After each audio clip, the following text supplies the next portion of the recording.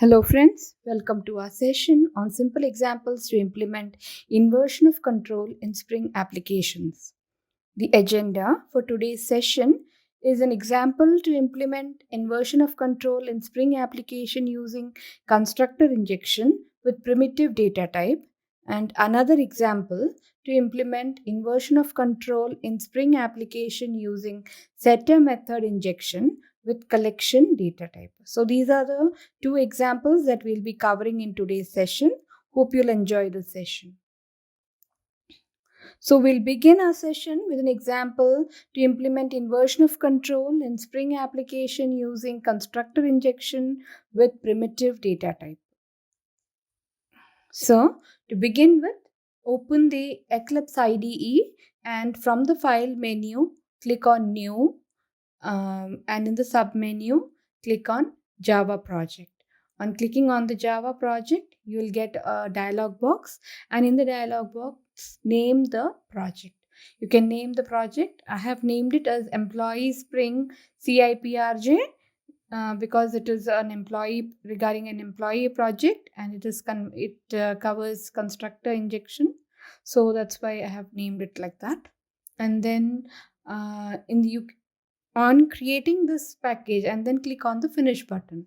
On creating this application, you will have two folders. One is the src folder, default folder. You can see it on the left hand side of the image. In the project explorer, you'll have the src folder, and you'll have the jre system library at first. Now in the src folder, create a package named org.techminds. This is what I have done. You can create a package. Inside the package, create a class called public class employee details. It's a simple Java class file. You have to use a simple Java class file to create the Java class. Now here in the employee details class, it is a simple Java class, and we have two variables, private int id and private string name.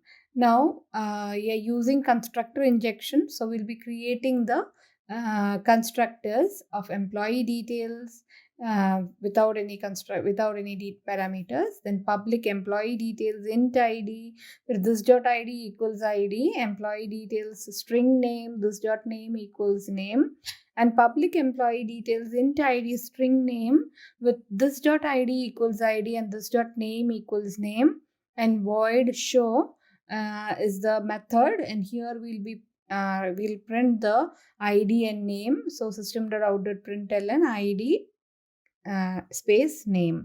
So this is the program that we have written, and when you call the show method, these are the variables and to which the values have to be passed, and the show method is ultimately called to display the values.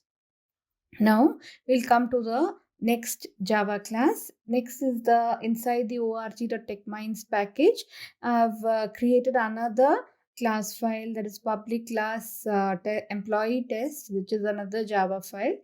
It is the main class because the main method is written inside this particular class. Public static void main string array of args. Inside this particular main method, we create an object of the resource class. Resource r is equal to new class path resource application context.xml. That is, the resource is provided, that is, the values are provided by the application context.xml file.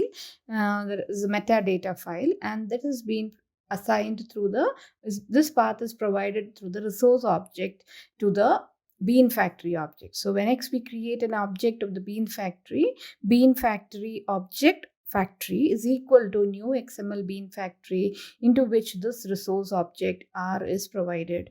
Now employee details S. Now we are creating an object of the employee details class, that is the earlier class that we discussed. Employee details S is equal to employee details of factory.getBean. That is, using the getBean method, we E is the name of the ID that we'll be seeing in the application context.bean ID. We'll be seeing in the application context.xml file. The bean data has been passed through this particular ID, and then using the factory.getBean method you get the values which has to be converted into employee details data type. So and then we call the s.show method when the show method is been called in the from the employee details class. Now when you run, this is the class file which has to be run because it contains the main method. You right click on this class file and then run Java application. Click on run Java application. You get the output as shown below. Where and what is the output? Because the output is s.show. Show is a method in the employee details class which contains the ID and the name. So and the values have to be passed. The values are actually passed through the application context.xml file, which is to be created inside the src folder, not inside the org.techminds, but inside the src package. You have to create this application context.xml file. Here the XML data is being given, then the bean data is being given, and then the bean ID E. The name of the bean is ID of the bean is E, and it refers to the class org.techminds.employee details. And since we are using constructor injection, the constructor argument value equals 10, type equals int, and close the constructor argument. Now next come to the second constructor argument, value equals Shrija, constructor argument, close the constructor argument, close the bean file, close the beans class. So you create the application context.xml file. Now all this would work because the required Java files are all provided only if you provide the reference libraries. For that, go to the project, right click and add the reference libraries. For those libraries, right click and then add the libraries which are provided in the which we have to download from the Google. So here you can you have to add the core Spring Framework core tag library 3.0.1 release, then org.spring framework beans 3.0.1 release, and then spring source.org.apache.commons.logging 1.1.1 jar file. So these are the jar files that we are adding to the reference libraries. Only then the context class resource path and the bean factory classes can be availed by the Java class. So this is how the program works, and the output. And this is actually the core container. This core container provides the Spring IOC, and the speciality of the IOC package is that the data is provided through XML context, some from an external source. So that is what we are seeing. Now we'll come to the second example. It's an example to implement inversion of control in Spring application using setter method injection with collection data type. Here we'll come to the program. It is a question Spring collection setup ERG. So this is a setup ERG, and inside this SRC folder, just like the earlier one, create from the file option, click on the Java project, new Java project, and you'll get you have to name the class file, the project, and then click on the finish button. On doing so, you'll be getting a structure which contains the SRC and the JRE system library. Then the SRC, you have to create a package called org.techminds. Inside the org.techminds package, create a class file named question.java, simple Java class. So it's a public class question. Here we are doing a getter. We are using setter method, and not only that, we are using the collections injection collection framework also. So for that, your private int QID is the question ID, private string quest QUES question is the question, and then we have a list of answers, because if we have more than one answers which have to be provided as a list of string data. So list of string data type of answers has been provided.